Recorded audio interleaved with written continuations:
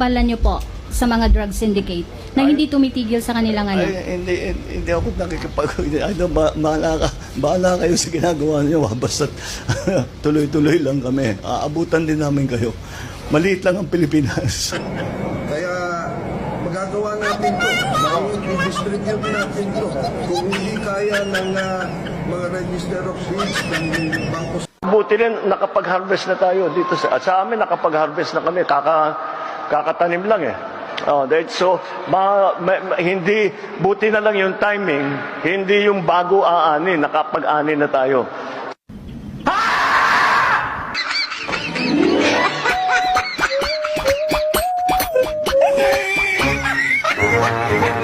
We take down the power when it is not safe. Hindi marunong maging presidente. It's really the flooding that we're going to have to deal with. So, anong gagawin natin?